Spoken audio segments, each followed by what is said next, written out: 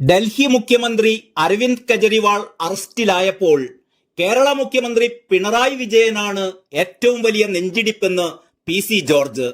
വൈകാതെ പിണറായിക്കും കെജ്രിവാളിന്റെ ഗതി വരുമെന്നും 2026 കേരളത്തിൽ ബി.ജെ.പി. മുഖ്യമന്ത്രി ഉണ്ടാകുമെന്നും കൂടി പി.സി. ജോർജ് പറയുന്നു. കോഴിക്കോട് മാധ്യമങ്ങളുമായി സംസാരിക്കുകയായിരുന്നു അദ്ദേഹം.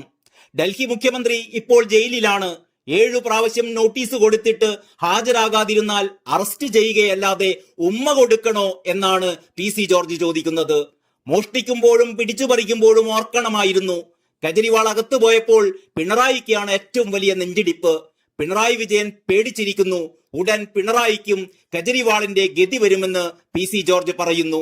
കെജ്രിവാളിന്റെ കാര്യത്തിൽ എന്തുകൊണ്ട് സുപ്രീം കോടതി ഇടപെടാൻ തയ്യാറായില്ല?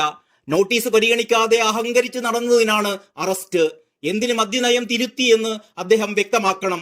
തെറ്റ് ചെയ്തതിനാണ് അറസ്റ്റ്, പി.സി. ജോർജ് പറയുന്നു. 2026 കേരളം ആര് ഭരിക്കണമെന്ന് ബി.ജെ.പി. ആയിരിക്കും തീരുമാനിക്കുക. അന്ന് ബി.ജെ.പി. മുഖ്യമന്ത്രി കേരളത്തിൽ ഉണ്ടാവുമെന്നും കൂടി ജോർജ് പറയുന്നു. ലോക്സഭാ തെരഞ്ഞെടുപ്പിന്റെ പ്രാധാന്യം മലബാറിലെ ജനങ്ങൾ ഉൾക്കൊള്ളണം. മോദി ചെയ്യുന്ന നല്ല കാര്യങ്ങൾ ജനങ്ങളെ അറിയിക്കാൻ മാധ്യമങ്ങൾ പോലും തയ്യാറാവുന്നില്ല.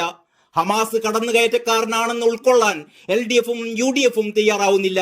മലബാറിലെ ന്യൂനപക്ഷ പിന്തുണ പ്രതീക്ഷിച്ചാണ് പലസ്തീൻ ഐക്യദാർഢ്യവുമായി ബന്ധപ്പെട്ട എല്ലാ പരിപാടികളും കോഴിക്കോട്ട് നടത്തുന്നതെന്നും ജോർജ് ആരോപിച്ചു. ഇലക്ഷൻ പ്രഖ്യാപിച്ചപ്പോൾ വെള്ളിയാഴ്ച എന്നും പറഞ്ഞ് ഇറങ്ങിയിരിക്കുകയാണിപ്പോൾ. അതിന് UDFും LDFും പിന്തുണ നൽകിയിരിക്കുകയാണ്. ഞായറാഴ്ചയും ഇവിടെ തെരഞ്ഞെടുപ്പ് നടക്കാറുണ്ട്. അതിനാരും എതിർക്കാറില്ല. ഞായറാഴ്ച ക്രിസ്ത്യാനികൾക്ക് പ്രമാണങ്ങളിലുള്ള ദിവസമാണ്. ക്രിസ്ത്യാനികളിൽ വലിയൊരു വിഭാഗം കോൺഗ്രസിനെ വിശ്വസിച്ച് നിന്നവരാണ്. എന്നാൽ കോൺഗ്രസിന്റെ പോക്ക് ശരിയല്ല. ക്രിസ്ത്യാനികളുടെ മനസ്സ് മാറുന്നതിൽ കോൺഗ്രസ് വിഷമിച്ചിട്ട് കാര്യമില്ലെന്നും ജോർജ് പറഞ്ഞു.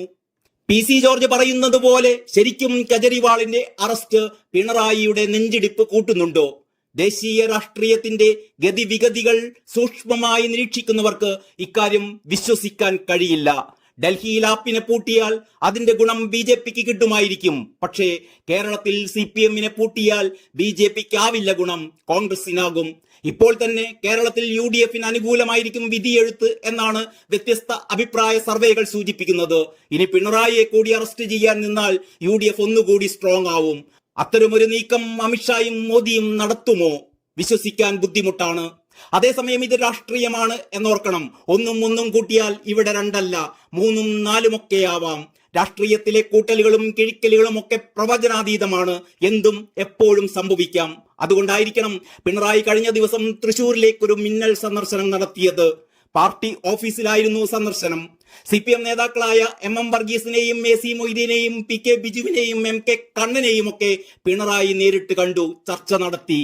കരുവന്നൂർ സഹകരണ ബാങ്ക് കേസിൽ CPM നേതാക്കളെ ED വിളിക്കാനിരിക്കെയാണ് ഈ കൂടിക്കാഴ്ച എന്നോർക്കണം. അരവിന്ദ് കെജ്രിവാളിന്റെ അറസ്റ്റിന് പിന്നാലെ EDയുടെ ശക്തമായ നീക്കം തൃശൂരിലും ഉണ്ടായേക്കാമെന്ന ആശങ്ക CPM നേതൃത്വത്തിനുണ്ട്. കാരണം അവിടെ സുരേഷ് ഗോപിയെ വിജയിപ്പിക്കുക എന്നത് ബി.ജെ.പിയുടെ പ്രസ്റ്റീജ് പ്രശ്നമാണ്. ബി.ജെ.പിയുടെ എന്നല്ല, നരേന്ദ്രമോദിയുടെ തന്നെ പ്രസ്റ്റീജ് പ്രശ്നം എന്ന് വേണം നമുക്ക് കാണാൻ. ആ നിലക്ക് EDയുടെ ഒരു സൂപ്പർ കളി തൃശൂരിൽ കാണാൻ പോകുന്നതേയുള്ളൂ എന്ന് വേണം നിരീക്ഷിക്കാൻ. ആ ഭീതിയിലാണ് CPM. പിണറായിയെ പിടിച്ചില്ലെങ്കിലും തൃശൂരിലെ ചില ഉന്നത CPM നേതാക്കളെ ED പിടിച്ചേക്കും.